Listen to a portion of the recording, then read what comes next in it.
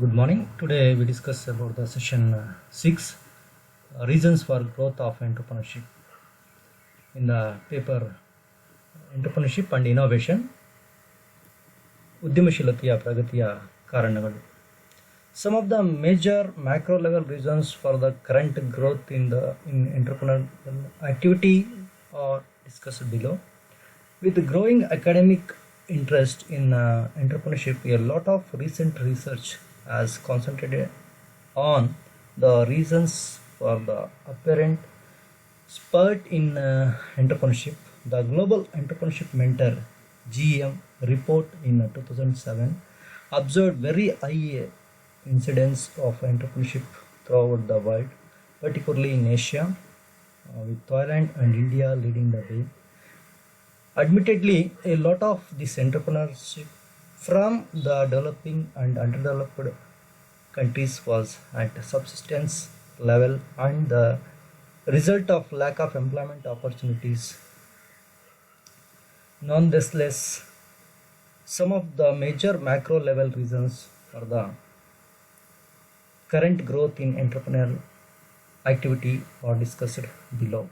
ಇವತ್ತು ಉದ್ಯಮಶೀಲತೆ ಅಂತಕ್ಕಂಥ ಸಾಕಷ್ಟು ಪ್ರಗತಿ ಹೊಂದ್ತಾ ಇದೆ. ಒಂದು ಸಮಗ್ರ ಮಟ್ಟದಲ್ಲಿ ಇತ್ತೀಚಿನ ದಶಕಗಳಲ್ಲಿ ನಾವು ತಗೊಂಡಾಗ ಬಹುತೇಕ ಅಭಿವೃದ್ಧಿಶೀಲ ದೇಶ ಮತ್ತು ಅಭಿವೃದ್ಧಿ ಹೊಂದುತ್ತಿರುವ ದೇಶಗಳನ್ನು ಗಮನಿಸಿದಾಗ ಉದ್ಯಮಶೀಲತೆ ಅಂತಕ್ಕಂಥ ಅಗಾಧವಾಗಿ ಅವಕಾಶಗಳು ನಿರ್ಮಾಣ ಆಗ್ತಾ ಇದೆ. ಬೇರೆ ಬೇರೆ ದೇಶದ ಒಂದು ಉದ್ಯಮಗಳು ಬಂದು ನಮ್ಮಲ್ಲಿ ಹೂಡಿಕೆಗಳನ್ನು ಮಾಡ್ತಾ ಇದ್ದಾವೆ. ಹಾಗೆ ನಮ್ಮ ದೇಶಗಳಲ್ಲೂ ಸಹ ಸ್ಥಳೀಯವಾಗಿರ್ತಕ್ಕಂಥ ಒಂದು ಉದ್ಯಮಶೀಲರಿದ್ದಾರೆ, ತಮ್ಮ ಉತ್ಪಾದನಾ ಚಟುವಟಿಕೆಗಳನ್ನು ಕೈಗೊಳ್ತಾ ಇದ್ದಾರೆ. ಸೊ ಈ ಒಂದು ಉತ್ಪಾದನಾ ಚಟುವಟಿಕೆಗಳನ್ನ ಕೈಗೊಳ್ಳೋದ್ರಿಂದ ಸಾಕಷ್ಟು ಅಭಿವೃದ್ಧಿಯನ್ನು ಹೊಂದಿಕ್ಕೂ ಅವಕಾಶ ಆಗ್ತಾರೆ ನೋಡ್ಬೋದು. ಒಂದು ಹಂತದಲ್ಲಿ ಹೇಳಬೇಕಾದ್ರೆ ಇಡೀ ಉದ್ಯಮಗಳ ಒಂದು ಆರ್ಥಿಕತೆನ ನಿರ್ಧರಿಸ್ತಾ ಇದೆ ಅಂತ ಹೇಳ್ಬೋದು. ಯಾವ ದೇಶದಲ್ಲಿ ಉದ್ಯಮಗಳಿಗೆ ಹೆಚ್ಚು ಅವಕಾಶಗಳು ನಿರ್ಮಾಣ ಆಗ್ತಾ ಇದೆ ಅಥವಾ ಸಣ್ಣ ಸಣ್ಣ ಉದ್ಯಮಗಳು ನಿರ್ಮಾಣ ಮಾಡಲಿಕ್ಕೆ ಅವಕಾಶಗಳು ನಿರ್ಮಾಣ ಆಗ್ತಾ ಇದೆಯೋ ಆ ದೇಶಗಳು ಅಭಿವೃದ್ಧಿ ಹೊಂದಲಿಕ್ಕೆ ಅವಕಾಶ ಆಗ್ತದೆ ಅಂತ ಹೇಳ್ಬೋದು. ಹಾಗಾದರೆ ಇಂಥ ಒಂದು ಉದ್ಯಮಶೀಲತೆ ಬೆಳವಣಿಗೆ ಆಗಲಿಕ್ಕೆ ಏನೆಲ್ಲ ಕಾರಣಗಳು? What are the reasons for growth of the entrepreneurship in the world wide or in ಈ state or nation? So some of the points we have discuss in the below one by one. First one, industry structure.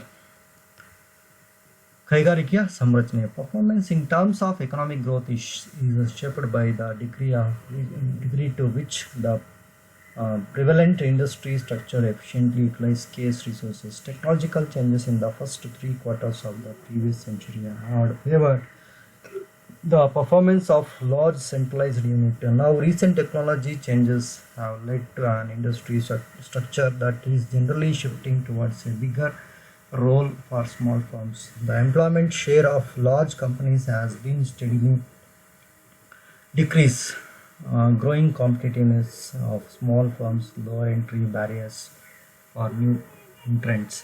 ಇದು ತುಂಬ ಮುಖ್ಯ. ಕೈಗಾರಿಕೆಯ ಸಂರಚನೆ ಅಂತಕ್ಕಂಥದ್ದು ಯಾಕೆಂದರೆ ಕೈಗಾರಿಕೆಗಳಲ್ಲಿ ಬದಲಾವಣೆ ಆಗ್ತಾ ಇರ್ತಕ್ಕಂಥದ್ದು ವಿವಿಧ ಮೊದಲಿಗೆಲ್ಲನೂ ಸಹ ಬೃಹತ್ ಕೈಗಾರಿಕೆಗಳಿಗೆ ಹೆಚ್ಚು ಅವಕಾಶಗಳನ್ನು ಕೊಡ್ತಾಯಿದ್ರು. ಆದರೆ ಇತ್ತೀಚಿನ ಒಂದು ದಶಕಗಳಲ್ಲಿ ನಾವು ಬಂದಾಗ ದೊಡ್ಡ ಕೈಗಾರಿಕೆಗಳಿಗೆ ಬೇಕಾಗಿರ್ತಕ್ಕಂಥ ಸಣ್ಣ ಸಣ್ಣ ಉತ್ಪನ್ನಗಳನ್ನು ಸಹ ತಯಾರು ಮಾಡುವಂಥ ವಿವಿಧ ಉದ್ದಿಮೆಗಳು ಬೆಳವಣಿಗೆ ಆಗ್ತಾ ಇದೆ. ಆಮೇಲೆ ಬಹುತೇಕ ದೊಡ್ಡ ಕೈಗಾರಿಕೆಗಳಿಗೆ ಬೇಕಾಗಿರ್ತಕ್ಕಂಥ ಕೈಗಾರಿಕೆಗಳಿಗೆ ಅವಶ್ಯಕವಾದಂಥ ಒಂದು ರಾ ಮೆಟೀರಿಯಲ್ಸ್ ಏನಿದೆ ಅದನ್ನು ತಯಾರು ಮಾಡದೆ ಪ್ರತ್ಯೇಕವಾದಂಥ ಉದ್ದಿಮೆಗಳಾಗಿ ನಾವು ನೋಡ್ಬೋದು. ಒಂದೇ ದೊಡ್ಡ ಕೈಗಾರಿಕೆ ಬೃಹತ್ ಕೈಗಾರಿಕೆಯಲ್ಲಿ ಎಲ್ಲ ರೀತಿಯ ಸಣ್ಣ ಸಣ್ಣ ಉತ್ಪನ್ನಗಳನ್ನ ತಯಾರು ಮಾಡಲಿಕ್ಕೆ ಆದ್ಯತೆಯನ್ನು ಕೊಡ್ತಾ ಇಲ್ಲ. ಇವತ್ತು ಸಣ್ಣ ಸಣ್ಣ ಉದ್ದಿಮೆಗಳ ಬೃಹದಾಕಾರವಾಗಿ ಅಭಿವೃದ್ಧಿ ನಾವು ನೋಡ್ಬೋದು. ಇದು ಒಂದು ತುಂಬ ಮುಖ್ಯ. ಒಂದು ಕೈಗಾರಿಕಾ ಸಂರಚನೆ ಆಗ್ತದೆ, ವರ್ಷದಿಂದ ವರ್ಷಕ್ಕೆ ಬದಲಾವಣೆ ಆಗ್ತಾ ಇದೆ. ಎರಡನೇದು ನ್ಯೂ ಟೆಕ್ನಾಲಜಿ, ಹೊಸ ತಂತ್ರಜ್ಞಾನ. This factor is related to the changes in industry structure. Fundamental changes in nature of technological development have led to diseconomies of scale. Prior and Sabal 1984 stated the instability in the markets led to the decrease of mass production and the move towards flexible specialization. Small technology based firms are now able to challenge larger companies still dependent on economies of scale. Acts and abstracts provide empirical evidence that small firms have an advantage over large firms in highly innovative industry. ನೋಡಿ, ತಂತ್ರಜ್ಞಾನಗಳ ಬದಲಾವಣೆ ಆದಂತೆಲ್ಲನೂ ಸಹಾಯ ಆಗ್ತಾ ಇದೆ. ಸಣ್ಣ ಸಣ್ಣ ಉದ್ದಿಮೆಗಳು ದೊಡ್ಡ ದೊಡ್ಡ ಉದ್ದಿಮೆಗಳಿಗೆ ಬೇಕಾದಂತಹ ವಿವಿಧ ಉತ್ಪನ್ನಗಳನ್ನು ಒದಗಿಸುವಲ್ಲಿ ಸಾಕಷ್ಟು ಪ್ರಭಾವ ಬೀರ್ತಾರೆ ಅಂತ ಹೇಳ್ಬೋದು. ಅಲ್ಲದೆ ಸಾಕಷ್ಟು ಮಿತವ್ಯಯಗಳನ್ನು ಸಾಧಿಸಲಿಕ್ಕೆ ಸಾಧ್ಯ ಆಗುತ್ತೆ. ಒಂದು ಟೆಕ್ನಾಲಜಿಕಲ್ ಹೊಸ ತಂತ್ರಜ್ಞಾನ ಅಭಿವೃದ್ಧಿ ಆದಂತೆಲ್ಲ ವಿವಿಧ ಒಂದು ಮಿತವ್ಯಯನ್ನು ಸಾಧಿಸಲಿಕ್ಕೆ, ಅಂದರೆ ವೆಚ್ಚ ಕಡಿಮೆ ಆಗಿ ಉತ್ಪಾದನೆ ಹೆಚ್ಚಾಗುವಂಥ ಒಂದು ಮಟ್ಟವನ್ನು ನಾವು ನೋಡ್ಬೋದು. ಅದರ ಒಂದು ಅನುಕೂಲತೆಯನ್ನು ಪಡೀಲಿಕ್ಕೆ ಸಾಧ್ಯ ಆಗ್ತಾ ಇದೆ. ಒಂದು ದೊಡ್ಡ ಕಂಪನಿಗಳಲ್ಲಿ ಆದಾಗ ಏನು ತಂತ್ರಜ್ಞಾನದ ಒಂದು ಅಳವಡಿಕೆಯನ್ನು ಮಾಡಿಕೊಂಡ್ರೂ ಸಹ ಸಾಕಷ್ಟು ಪ್ರಮಾಣದ ಮಿತವ್ಯಯನ್ನು ಸಾಧಿಸಲಿಕ್ಕೆ ಸಾಧ್ಯ ಆಗೋದಿಲ್ಲ. ಆದರೆ ಸಣ್ಣ ಮತ್ತು ಮಧ್ಯಮ ಗಾತ್ರದ ಉದ್ಯಮಗಳ ಮೂಲಕ ಹೊಸ ತಂತ್ರಜ್ಞಾನ ಅಳವಡಿಕೆ ಮಾಡಿಕೊಂಡಾಗ ಸಾಕಷ್ಟು ರೀತಿಯಾದಂಥ ಒಂದು ಆರ್ಥಿಕ ಮಿತವ್ಯಯನ್ನು ಸಾಧಿಸ್ಬೋದು. ಮತ್ತು ಆರ್ಥಿಕ ಅಪವ್ಯಯಗಳು ಅಂತ ಕರಿತೀವಿ, ಡಿಸ್ಎಕಾನಮೀಸ್ ಅಂತ ಏನಿದೆ ಅದನ್ನು ಹೋಗಲಾಡಿಸ್ಲಿಕ್ಕೂ ಅವಕಾಶ ಇದೆ ಅನ್ನೋದನ್ನು ಹೇಳುತ್ತೆ. ದೆನ್ ಡಿರೆಗ್ಯುಲೇಷನ್ ಆ್ಯಂಡ್ ಪ್ರೈವೇಟೈಸೇಷನ್, ಅನಿಯಂತ್ರಣ ಮತ್ತು ಖಾಸಗೀಕರಣ ಅಂತ ನೋಡ್ಬೋದು. Phillips in 1985 gives evidence that small firms are dominant in the increase of entrepreneurial activity in sectors that have been recently deregulated. Liberal economy policies in China have led to phenomenal growth fueled by entrepreneurs. The collapse of communism in Eastern Europe has led to thriving entrepreneurship in the new free market economies. Even in the rest of the world, conservative economic policy has given way to a brave new approach that has led to broad level deregulation across industries. Now companies have to deal with less licenses and fewer government controls. Many state-owned enterprises have also been privatized, leading to a greater role for the private sector in general and entrepreneurs in particular. So ಇದು ತುಂಬ ಮುಖ್ಯ. ಅನಿಯಂತ್ರಣ ಮತ್ತು ಖಾಸಗೀಕರಣ ಅಂತಕ್ಕಂಥದ್ದು ನಾವು ಭಾರತದಲ್ಲೂ ಗಮನಿಸ್ಬೋದು. In the period of 1998 we have adopted a new economic policy, liberalization, privatization and globalization. Like that only so many countries they have introduced the deregulated the investments or deregulated the entrepreneurship activities, and privatization also they are implemented. So ಇಲ್ಲಿ ಖಾಸಗೀಕರಣ ಅಂತಕ್ಕಂಥದ್ದು ಮತ್ತು ಅನಿಯಂತ್ರಿತ ಒಂದು ಅಂಶಗಳು ನೀತಿಗಳನ್ನು ಜಾರಿಗೆ ತರಲಾಗುತ್ತೆ. ಇದರಿಂದ ವಿವಿಧ ರೀತಿಯಂಥ ಉತ್ಪಾದನಾ ಚಟುವಟಿಕೆ ವಿಸ್ತರಣೆ ಆಗಲಿಕ್ಕೆ ಸಾಧ್ಯ ಆಗ್ತಾ ಇದೆ ಅಂತ ಹೇಳಬಹುದು. Next fourth one, formation of new business communities, ಹೊಸ ವ್ಯವಹಾರಗಳ ಸಮುದಾಯಗಳ ರಚನೆ. Efficiency across market primarily resulting from use of new technologies have led to declining cost of transactions. Jovanovic states that recent advances in information technology have made inter-firm coordination relatively cheaper compared to the intra-firm coordination. Business exchanges such as Alibaba.com help a smaller firm to be competitive. This promotes setting up of new firms in the new age. So ಇಲ್ಲಿ ನಾವು ಗಮನಿಸಬೇಕಾದ್ರೆ ಹೊಸ ಒಂದು ವ್ಯಾವಹಾರಿಕ ಸಮುದಾಯಗಳು ನಿರ್ಮಾಣ ಆಗಲಿಕ್ಕೆ ಸಾಧ್ಯ ಆಗ್ತಾ ಇದೆ ಆರ್ಥಿಕತೆಯಲ್ಲಿ ಅಂತ ಹೇಳ್ಬೋದು. ಸೊ ಇದರಿಂದನೂ ಸಹ ಒಂದು ಉದ್ಯಮಶೀಲತೆ ಅಂತ ಒಂದು ಸಾಕಷ್ಟು ಬೆಳವಣಿಗೆ ಆಗ್ತಾ ಇರೋದು ನಾವು ಗಮನಿಸ್ತೇವೆ ಅಂತ ಭಾವಿಸ್ಬೋದು. ಇಲ್ಲಿ ಜೋನೋವಿಚ್ ಅಂತಕ್ಕಂಥ ಒಂದು ರಾಜ್ಯನೂ ಸಹ ಸಾಕಷ್ಟು ಮಾಹಿತಿ ತಂತ್ರಜ್ಞಾನಕ್ಕೆ ಸಂಬಂಧಿಸಿದಂತೆ ತಮ್ಮದೇ ಆದಂಥ ಒಂದು ಏನು ಉದ್ಯಮಶೀಲ ಚಟುವಟಿಕೆಗಳನ್ನು ಮಾಹಿತಿ ತಂತ್ರಜ್ಞಾನದಲ್ಲಿ ಅಳವಡಿಕೆ ಮಾಡಿಕೊಳ್ಳುತ್ತೆ. ಅದಕ್ಕೆ ಪೂರಕವಾಗಿ Alibaba.com ಅಂತಕ್ಕಂಥ ಒಂದು ಸಂಸ್ಥೆಯೂ ಸಹ ವ್ಯಾವಹಾರಿಕ ವಿನಿಮಯನ ಮಾಡಿಕೊಳ್ಳುತ್ತೆ. ಇದರಿಂದ ಈ ಸಾಕಷ್ಟು ಹೊಸ ಒಂದು ಆವಿಷ್ಕಾರಗಳಾಗುವುದನ್ನು ನಾವು ನೋಡ್ಬೋದು ಉತ್ಪಾದನಾ ವಲಯದಲ್ಲಿ ಅಥವಾ ಇನೋವೇಷನ್ ಚಟುವಟಿಕೆಯಲ್ಲಿ ಅಂತ ಹೇಳಲಾಗುತ್ತೆ. Then increasing demand for variety, ಬೇಡಿಕೆಯ ಹೆಚ್ಚಳ, ವೈವಿಧ್ಯಮತೆಯ ಬೇಡಿಕೆಯ ಹೆಚ್ಚಳ. Increased wealth has led to increase in the demand for variety. The increasing demand for new products is of advantage to smaller firms. A number of studies have shown the comparative advantage of smaller firms in being innovative and coming up with the new products. Changes in consumer tastes are a major reason for growth of entrepreneurship. People are inclined to products that are especially designed to meet their special needs. Mass-produced homogeneous goods do not enjoy as wide an appeal in more states that large firms have not been comfortable entering into ನಿಜ market. ಇದು ತುಂಬ ಮುಖ್ಯ. ವೈವಿಧ್ಯಮಯವಾದಂಥ ಬೇಡಿಕೆಗಳ ಹೆಚ್ಚಳ ಆಗುವಂಥದ್ದು ಸಾಕಷ್ಟು ಒಂದು ಸಣ್ಣದಾದಂಥ ಘಟಕಗಳು ಅಥವಾ ಒಂದು ಉದ್ಯಮಶೀಲ ಚಟುವಟಿಕೆ ನಿರ್ಮಾಣ ಆಗಲಿಕ್ಕೆ ಸಾಧ್ಯ ಆಗುತ್ತೆ. ಅದರಲ್ಲೂ ಸಹ ನಾವು ಸ್ವದೇಶಿ ಆಗಿರ್ಬೋದು, ಆಮೇಲೆ ಇಲ್ಲಿ ಕಂಪ್ಯಾರಿಟಿವ್ ಅಡ್ವಾಂಟೇಜಸ್ ಆಗಿರ್ಬೋದು ತೊಗೊಳ್ಳೋದಕ್ಕೆ ಅವಕಾಶ ಆಗುತ್ತೆ. ಕೆಲವು ದೇಶದಲ್ಲಿ ಕಡಿಮೆ ಬೆಲೆಗೆ ಉತ್ಪಾದನೆ ಮಾಡಲಿಕ್ಕೆ ಅಂತಾರಾಷ್ಟ್ರೀಯ ವ್ಯಾಪಾರ ವಹಿವಾಟುಗಳಲ್ಲಿ ಸಾಧ್ಯ ಇದೆ. ಕಡಿಮೆ ಬೆಲೆಯಲ್ಲಿ ಉತ್ಪಾದನೆ ಕಡಿಮೆ ವೆಚ್ಚದಲ್ಲಿ ಉತ್ಪಾದನೆ ಮಾಡಿ ಹೆಚ್ಚು ಆದಾಯನ ಗಳಿಸಲಿಕ್ಕೂ ಅವಕಾಶ ಇರುತ್ತೆ, ಅಂಥವುಗಳನ್ನು ನಿರ್ಮಾಣ ಆಗಲಿಕ್ಕೆ ಸಾಧ್ಯ ಆಗುತ್ತೆ ಅಂತ ಹೇಳ್ಬಹುದು. ಸರ್ವಿಸ್ ಸೆಕ್ಟರ್, ಸೇವಾ ವಲಯ. Increase in per capita income leads to greater share of the services sector in the national economy. The average size of firms in many sections of the service sector is relatively small. This in turn promotes entrepreneurial activities across a number of service sector industries. Currently, service account for 60% of the GDP developed economies. Interestingly, even for some developing countries such as India, services account for over half of the total GDP. Growing importance of services in the overall economy has paved the way for entrepreneurial activity. New industries such as software and business process outsourcing emerged, and these have a large number of entrepreneur firms. ಇದು ತುಂಬ ಮುಖ್ಯವಾದದ್ದು. ನಾವು ಸೇವಾ ವಲಯದ ಒಂದು ವಿಸ್ತಾರ ಹೆಚ್ಚಾಗ್ತಾ ಇರೋದು ಬಹುತೇಕ ರಾಜ್ಯಗಳಲ್ಲಿ ಅಥವಾ ರಾಷ್ಟ್ರಗಳಲ್ಲಿ ನಾವು ನೋಡಿದಾಗ ಇವತ್ತು ನಮ್ಮ ರಾಷ್ಟ್ರೀಯ ಆದಾಯದ ಬಹುತೇಕ ಭಾಗ ನಿರ್ಮಾಣ ಆಗ್ತಾ ಇರ್ತಕ್ಕಂಥದ್ದು ಈ ಒಂದು ಸೇವಾ ವಲಯದಿಂದ. ಸೇವಾ ವಲಯದಲ್ಲಿ ಅತಿ ಹೆಚ್ಚು ಉದ್ಯಮಶೀಲ ಚಟುವಟಿಕೆಗೆ ಅವಕಾಶಗಳಿರೋದ್ರಿಂದ ಇಲ್ಲಿ ಆದಾಯವೂ ನಿರ್ಮಾಣ ಆಗ್ತದೆ. ಒಂದು ಕಾಲದಲ್ಲಿ ನಮ್ಮ ಭಾರತವನ್ನೇ ಉದಾಹರಣೆಗೆ ತಗೊಂಡಾಗ ಭಾರತದಲ್ಲಿ ಆರ್ಥಿಕತೆ ಬೆನ್ನೆಲುಬು ಅಂತ ಒಂದು ಖುಷಿಯನ್ನು ಕರಿತಿದ್ವಿ. ಆದರೆ ಇವತ್ತು ಒಂದು ಆರ್ಥಿಕತೆ ಬೆನ್ನೆಲುಬು ಅಂತ ಸೇವಾ ವಲಯವನ್ನು ಪರಿಗಣಿಸಲಿಕ್ಕೂ ಅವಕಾಶ ಇದೆ. ಸೊ ಅಷ್ಟರ ಮಟ್ಟಿಗೆ ತಮ್ಮ ಒಂದು ಆದಾಯದ ಕೊಡುಗೆ ಅಂತಕ್ಕಂಥದ್ದು ಈ ಒಂದು ಸೇವಾ ವಲಯದಲ್ಲಿ ಹೆಚ್ಚಳ ಆಗ್ತಾ ಇದೆ. Next, government incentives and subsidies. ಸರ್ಕಾರದ ಉತ್ತೇಜಕಗಳು ಮತ್ತು ಸಹಾಯಧನ.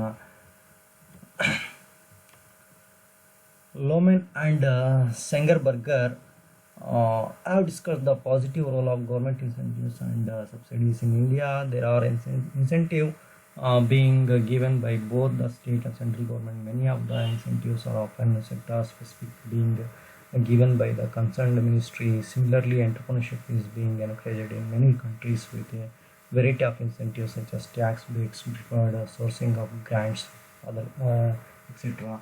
ಇಲ್ಲಿ ತುಂಬ ಮುಖ್ಯವಾದ ಸರ್ಕಾರ ಉತ್ತೇಜಕಗಳು ಮತ್ತು ಸಹಾಯಧನ ಅಂತ ಕಂಡಿದೆ. Government incentives and subsidies. ನಮ್ಮ ಭಾರತದಂತಹ ಹಲವಾರು ದೇಶಗಳಲ್ಲಿ ಉದ್ಯಮಶೀಲ ಚಟುವಟಿಕೆಗೆ ಅವಕಾಶಗಳನ್ನು ನಿರ್ಮಾಣ ಮಾಡಲಿಕ್ಕೆ ಹಲವಾರು ರೀತಿಯಾದಂಥ ಸರ್ಕಾರ ಉತ್ತೇಜಕ ಕ್ರಮಗಳನ್ನು ನೋಡ್ಬೋದು. ವಿವಿಧ ರೀತಿಯಾದಂಥ ಒಂದು ಸಹಾಯಧನಗಳನ್ನು ನೀಡ್ತಾ ಇದೆ, ಹಲವಾರು ರೀತಿಯಾದಂಥ ಒಂದು ಸಬ್ಸಿಡೀಸನ್ನು ನೀಡ್ತಾ ಇದೆ, ಮತ್ತು ಗ್ರ್ಯಾಂಟ್ಸ್ ಅನುದಾನಗಳನ್ನು ಕೊಡ್ತಾ ಇದೆ, ಮತ್ತು ತೆರಿಗೆ ರಜೆಗಳು ಅಂತ ಕರೀತಾರೆ, ಟ್ಯಾಕ್ಸ್ ಹಾಲಿಡೇಸ್ ಅಂತ ಹೇಳ್ತೀವಿ, ಅದನ್ನು ಕೊಡ್ತಾ ಇದೆ. ಇದೆಲ್ಲವೂ ಸಹ ಏನಾಗುತ್ತೆ, ಉದ್ದಿಮೆ ಚಟುವಟಿಕೆಗಳನ್ನ ಕೈಗೊಳ್ಳೋದಕ್ಕೆ ಅವಕಾಶ ನಿರ್ಮಾಣ ಆಗುತ್ತೆ ಅಂತ ಹೇಳ್ಬೋದು. ಆಮೇಲೆ ಏನು ಬಾಲ್ಯಾವಸ್ಥೆ ಕೈಗಾರಿಕೆ ಅಂತ ಹೇಳಾಗುತ್ತೆ. ಸೊ ಅಂಥ ಒಂದು ಕೈಗಾರಿಕೆಗಳಿಗೆ ವಿಶೇಷ ಒಂದು ಸಹಾಯಧನ ನೀಡ್ತಕ್ಕಂಥ ಮೊದಲಾದವುಗಳನ್ನು ನಾವು ನೋಡ್ಬೋದು. Next, increasing flow of information. ಮಾಹಿತಿಯ ಚಲನೆಯ ಹೆಚ್ಚಳ. Information is a life blood of business. Information is being increasingly democratized. The internet has become the chief source of varied information. Search engines such as Google and Yahoo enable you to access information from trade bodies, academies, and research institutions, news networks, corporate sites, etc. So ಇದು ತುಂಬ ಮುಖ್ಯವಾದ. ಇತ್ತೀಚೆಗೆ ಈ ಒಂದು ಮಾಹಿತಿಯ ಒಂದು ಅಂಶ ಅಥವಾ ದತ್ತಾಂಶಗಳು ಅಂತ ಏನು ಕರಿತೀವಿ, ಅಥವಾ ಡಾಟಾ ಕ್ಲೌಡ್ ಅಂತ ಏನು ಕರಿತೀವಿ, ಅದು ತುಂಬ ಮುಖ್ಯವಾದದ್ದು. ಸಾಕಷ್ಟು ರೀತಿಯಾದಂಥ ಒಂದು ಮಾಹಿತಿನ ವಿವಿಧ ರೀತಿಯಾದಂಥ ಒಂದು ಕಂಪನಿ ಸಂಸ್ಥೆಗಳ ನಡುವೆ ಅಥವಾ ಅಧ್ಯಯನ ಸಂಸ್ಥೆಗಳ ಸಂಶೋಧನೆ ಸಂಸ್ಥೆಗಳ ನಡುವೆ ಹಂಚಿಕೆ ಆಗ್ತಾ ಇರೋದು ನಾವು ನೋಡ್ಬೋದು. ಸೊ ಹಲವಾರು ಸಂಸ್ಥೆಗಳು ಇದರಲ್ಲಿ ಕೆಲಸ ಮಾಡ್ತಾರೆ. ಗೂಗಲ್ ಆಗಿರ್ಬೋದು, ಯಾಹೋ ಆಗಿರ್ಬೋದು, ಅಥವಾ ಫೇಸ್ಬುಕ್ ಆಗಿರ್ಬೋದು, ಮೊದಲಾದವುಗಳ ಇದರಲ್ಲಿ ಸತತವಾಗಿ ಕೆಲಸ ಮಾಡ್ತಾ ಇರೋದು ನಾವು ನೋಡಿದಾಗ ಇದರಿಂದ ಸಾಕಷ್ಟು ಉದ್ಯಮಶೀಲ ಚಟುವಟಿಕೆಗಳನ್ನು ಕೈಗೊಳ್ಳೋದಕ್ಕೆ ಪೂರಕವಾದಂಥ ಒಂದು ವ್ಯವಸ್ಥೆ ನಿರ್ಮಾಣ ಆಗ್ತಾ ಇದೆ. Then easier access to resources. ಸಂಪನ್ಮೂಲ ಸುಲಭ ಬಳಕೆ. Today it's easier for an entrepreneur to access debt and equity finance than ever before. Not just capital, most of other factors of production are now easily available to entrepreneurs with greater flow of information. It is easier to contact and to deal with the resource providers such as raw material suppliers and dealers of capital goods. ಇದು ತುಂಬ ಮುಖ್ಯವಾದದ್ದು. ಇವತ್ತು ನಮಗೆ ಲಭ್ಯವಿರ್ತಕ್ಕಂಥ ಸಂಪನ್ಮೂಲಗಳನ್ನು ಯಾವುದೇ ದೇಶದಲ್ಲಾಗಿರ್ಬೋದು ಸುಲಭವಾಗಿ ಬಳಕೆ ಮಾಡ್ಕೊಳ್ಳೋಕ್ಕೆ ಸಾಧ್ಯ ಆಗ್ತದೆ. ಅದರಲ್ಲೂ ಸಹ ನೀವು ಮಾಹಿತಿ ಸಂಪನ್ಮೂಲ ಅಂತ ಏನು ಕರಿತೀವಿ, ಅಥವಾ ಇಂಟೆಲೆಕ್ಚುಯಲ್ ಪ್ರಾಪರ್ಟೀಸ್ ಅಂತ ಏನು ಕರಿತೀವಿ, ಅಥವಾ ಬೌದ್ಧಿಕ ಆಸ್ತಿಯನ್ನು ಬಳಕೆ ಮಾಡ್ಕೊಳ್ಳೋದಕ್ಕೆ ಸಾಕಷ್ಟು ಅವಕಾಶ ನಿರ್ಮಾಣ ಆಗ್ತಾ ಇದೆ ಈ ಒಂದು ಉದ್ಯಮಶೀಲ ಚಟುವಟಿಕೆಯಿಂದ ಅಂತ ಹೇಳ್ಬೋದು. Then entrepreneur education. Many universities and institutes are nowadays offering entrepreneurship education. A number of institutes have set up successful entrepreneurship centers which provide help to budding entrepreneurs by conducting formal training or structured mentoring programs. So it is also one of the main thing, one of the factors successful in the entrepreneurship activities. So ಇಲ್ಲಿ ನಾವು ಉದ್ಯಮಶೀಲತೆ ಶಿಕ್ಷಣ ಅಂತಕ್ಕಂಥ ಇವತ್ತು ಪದವಿ ಮತ್ತು ಇನ್ನೊಂದು ಕೆಲವೊಂದು ಪದವಿ ಪೂರ್ವ ಹಂತಗಳಲ್ಲಿ ಸಾಕಷ್ಟು ರೀತಿಯಂಥ ಕುಶಲತೆಯ ಒಂದು ಅಧ್ಯಯನ ಸಂಸ್ಥೆಗಳನ್ನು ಆರಂಭ ಮಾಡಲಾಗಿದೆ. ಆಮೇಲೆ ಅವುಗಳ ತರಬೇತಿ ಮತ್ತು ನೈಪುಣ್ಯತೆಯ ವಿಚಾರವಾಗಿ ಸಾಕಷ್ಟು ರೀತಿಯಂಥ ಒಂದು ಕಾರ್ಯಕ್ರಮಗಳನ್ನ ಹಮ್ಮಿಕೊಳ್ತಾ ಇರ್ತಕ್ಕಂಥ ನೋಡ್ಬೋದು ಹಲವಾರು ಸರ್ಕಾರಗಳು. ಸೊ ಇದು ಒಂದು ತುಂಬ ಮುಖ್ಯವಾದಂಥ ಅಂಶವಾಗಿ ನಾವು ನೋಡ್ತೇವೆ. ದೆನ್ ರಿಟರ್ನ್ಸ್ ಆನ್ ಇನೋವೇಷನ್, ಆವಿಷ್ಕಾರದ ಪ್ರತಿಫಲ ಅಂತ ಕರಿತೀವಿ, ಅಥವಾ ಇನ್ನು ಆವಿಷ್ಕಾರದ ಒಂದು ಲಾಭ ಅಂತ ಹೇಳ್ತೇವೆ. Strengthening of intellectual property rights has acted as a major boost to entrepreneurs willing to take a risk on innovations. Now they feel the confidence in the sanctity of their intellectual property rights without feeling the need to be backed by a large corporation. ಇದು ತುಂಬ ಮುಖ್ಯವಾದಂಥದ್ದು. ಸಾಕಷ್ಟು ಹೊಸ ಒಂದು ಆವಿಷ್ಕಾರಗಳಾಗುತ್ತೆ, ಅದಕ್ಕೆ ಸಂಬಂಧಿಸಿದಂತೆ ತಮ್ಮದೇ ಆದಂಥ ಒಂದು ಪ್ರಾಪರ್ಟಿ ರೈಟ್ಸ್ನ ಹೊಂದಕ್ಕೂ ಅವಕಾಶ ಆಗುತ್ತೆ ಅಂತ ಹೇಳ್ಬೋದು. ಎಂಟರ್ಪ್ರನರ್ಸ್ ಆಸ್ ಎ ಹೀರೋ, ಉದ್ಯಮಶೀಲತೆ ಅಂತ ಒಂದು ನಾಯಕ ಅಂತ ಹೇಳಾಗುತ್ತೆ, ಉದ್ಯಮಶೀಲನೆ ನಾಯಕ. ಸೊ ನಾವು ಗಮನಿಸ್ಬೋದು ಸಾಕಷ್ಟು ರೀತಿಯಂಥ people like Dhirubhai Ambani and Narayana Murthy have become heroes to the middle class. The common man reveres them as super achievers. There is something glorious in the tale of their struggles to create new and enduring business that inspire A lot of other people. ಇಲ್ಲಿ ನಾವು ಗಮನಿಸ್ಬೋದು ಪ್ರತಿಯೊಂದು ಉದ್ಯಮಶೀಲ ಯಶಸ್ವಿ ಆಗಿರ್ತಕ್ಕಂಥ ನಾಯಕನಾಗಿ ನಾವು inspire ಆಗಬೇಕಾಗುತ್ತೆ. ಸಾಕಷ್ಟು ರೀತಿಯಂಥ ಅಂಶಗಳು ಪ್ರಭಾವ ಬೀರ್ತವೆ. ಅದು ಧೀರಾಭಾಯ್ ಅಂಬಾನಿ ಆಗಿರ್ಬೋದು, ಅಥವಾ ನಾರಾಯಣ ಮೂರ್ತಿ ಆಗಿರ್ಬೋದು, ಆಮೇಲೆ ಅಜಿಂ ಪ್ರೇಮ್ಜಿ ಆಗಿರ್ಬೋದು, ಕಿರಣ್ ಮಜುಂದಾರ್ ಆಗಿರ್ಬೋದು, ಸಾಕಷ್ಟು ಜನ ಸಿಗ್ತಾರೆ ನಮ್ಮಲ್ಲಿ ನಾವು ನೋಡಿದಾಗ. ಸೊ ಅವರೆಲ್ಲರೂ ಸಹ ಇನ್ಸ್ಪೈರ್ ಆಗ್ತಾರೆ ಯಾವುದೋ ಒಂದು ಉದ್ಯಮಶೀಲ ಚಟುವಟಿಕೆಗೆ ಅಂತ ಹೇಳ್ಬೋದು.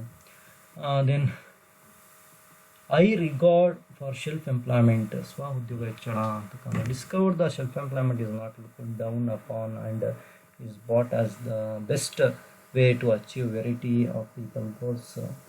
Produce evidence to suggest that 1 out of 4 young workers in the US pursue self-employed by choice. ಇದು ತುಂಬ ಮುಖ್ಯ. ಉದ್ಯಮಶೀಲತೆ ಅಂತಕ್ಕಂಥದ್ದು ಬಹುತೇಕ ಈ ಒಂದು ಸ್ವ ಉದ್ಯೋಗವನ್ನು ನಿರ್ಮಾಣ ಮಾಡಲಿಕ್ಕೆ ಅವಕಾಶ ಆಗುತ್ತೆ ಅಂತ ಹೇಳ್ಬೋದು. ಯಾರೆಲ್ಲ ಈ US ಒಂದು ಅಂಕಿಸಂಖ್ಯೆಗಳನ್ನು ಹೇಳೋದಾದ್ರೆ ಅಥವಾ ಅದರ ಒಂದು ವಿಶ್ಲೇಷಣೆ ಮಾಡೋದಾದರೆ ಸಾಕಷ್ಟು ಜನ ಒಂದು ಏನು ಪ್ರತಿ 4 ಮಂದಿ ಏನಿದ್ದಾರೆ ಯುವ ಕಾರ್ಮಿಕ ವರ್ಗ ಏನಿದೆ ಅದರಲ್ಲಿ ಕಾರ್ಮಿಕರೇನಿದ್ದಾರೆ ಅದರಲ್ಲಿ ಸ್ವ ಉದ್ಯೋಗವನ್ನು ಕೈಗೊಳ್ತಕ್ಕಂಥವ್ರನ್ನು ನಾವು ನೋಡ್ಬೋದು. ರೈಸಿಂಗ್ ಡಿಸ್ಸ್ಯಾಟಿಸ್ಫ್ಯಾಕ್ಷನ್ ಜಾಬ್, ಉದ್ಯೋಗದ ಅಸಂತೃಪ್ತಿ ಅಂತಕ್ಕಂಥ ನಾವು ನೋಡ್ಬೋದು. ಇದು ತುಂಬ ಮುಖ್ಯ. ಸಾಕಷ್ಟು ಜನ ಉದ್ಯಮಶೀಲಿ ಚಟುವಟಿಕೆನ ಕೈಗೊಳ್ತಕ್ಕಂಥವ್ರಿಗೆ ಅವರ ಒಂದು ಉದ್ಯೋಗದಲ್ಲಿ ಸಾಕಷ್ಟು ಅಸಂತೃಪ್ತಿ ಇರುತ್ತೆ. ಅವರು ಉದ್ಯಮಶೀಲತೆಯನ್ನು ಕೈಗೊಳ್ಳೋದಕ್ಕೆ ಹೆಚ್ಚು ಪ್ರಿಫರ್ ಮಾಡ್ತಕ್ಕಂಥ ನಾವು ನೋಡ್ಬೋದು. So these are all the things we have discuss in today session. Reasons for growth of entrepreneurship, ಉದ್ಯಮಶೀಲತೆ ಪ್ರಗತಿಯ ಕಾರಣಗಳು ಅಂತ ಕಾಣೋದು. ಥ್ಯಾಂಕ್ ಯು, ಧನ್ಯವಾದಗಳು.